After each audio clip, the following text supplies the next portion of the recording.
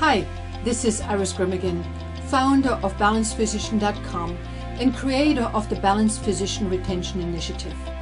And I'm so excited about today's video because I will go into depth of 3 reasons physicians have shared with me why they are looking for new jobs. And once you become aware of these reasons, you can actually make easy adjustments in your day-to-day interactions with physicians to prevent premature attrition right away.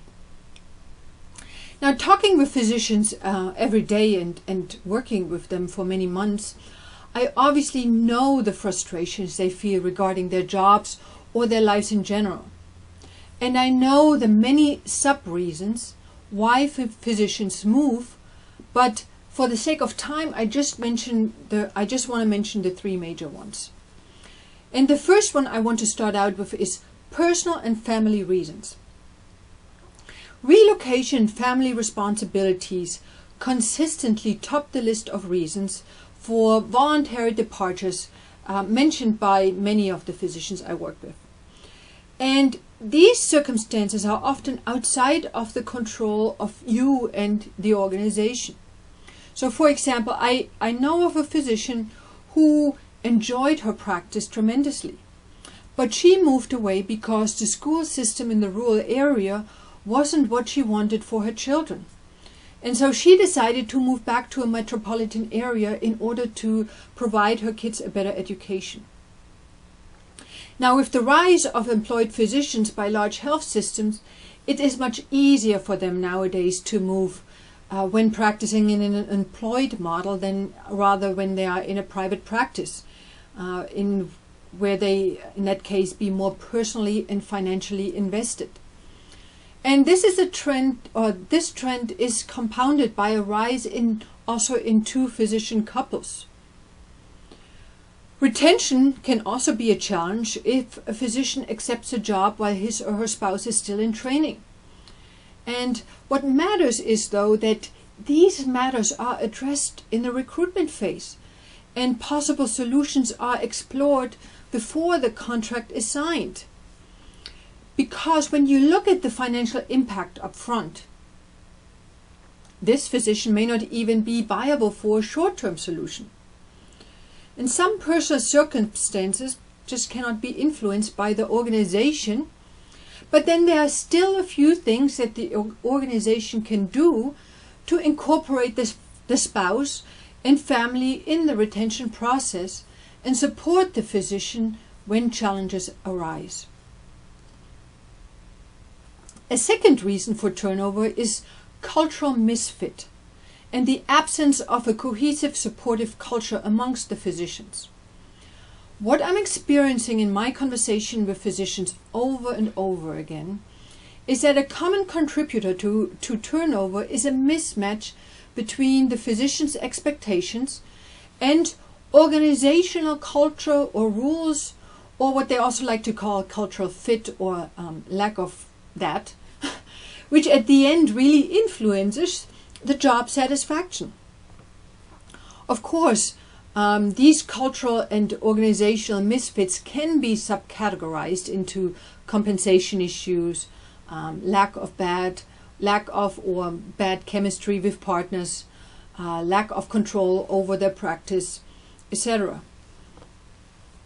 Now, a few months back, I worked with a physician whose nurse was transferred to another office, even though both she and the nurse wanted to stay together.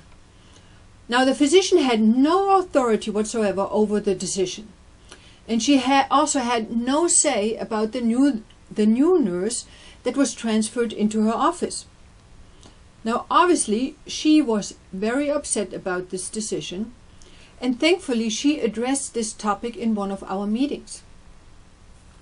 After she was able to let go of all the steam that she was not asked and that she was not included in the decision-making process for the new nurse, we co-created a solution on how to address this situation with the administrator. Sometimes people do stupid things and they don't think a situation all the way through. And up to this day, I have no idea why the administrator handled the situation the way she did. But at the end, it is very, very difficult, if not even sometimes impossible, to regain trust and support of some physicians after they feel they have been blindsided.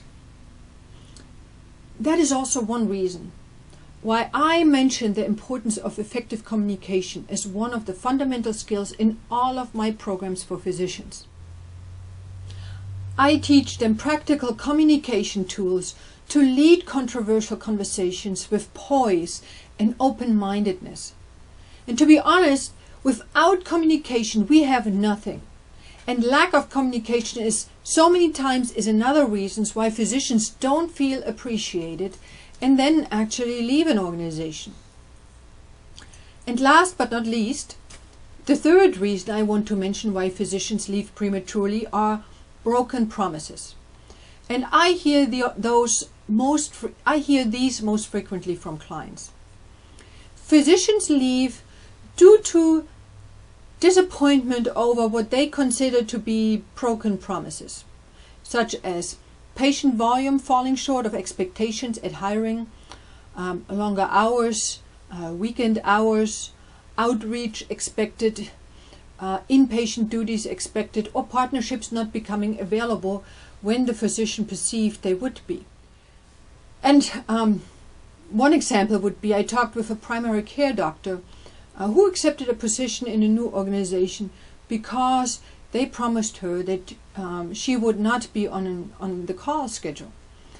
And once the physician finally came on board, the situation in the organization had changed, and suddenly she was included in the call schedule. Obviously, she is not happy and doubts that she can build a trusting relationship with the administration. Now here's my point on that. Yes, circumstances change and promises can't be kept, but integrity needs to be maintained by communicating with the physicians, taking responsibility for the broken promises, and renegotiating a possible compromise or solution. Unfortunately, that is something where many organizations make big mistakes and don't learn from the past. Let me ask you this. What are the most common reasons for turnover in your organization? Do you engage in exit conversations with the physicians before they leave to learn and make improvements for the future? I know some physicians may just want to leave, or they may not even share the true reasons for their leaving with you. But you won't know until you ask, right? And you have nothing to lose, correct? So find out where the weak link is in your organization and fix it before it gets out of hand.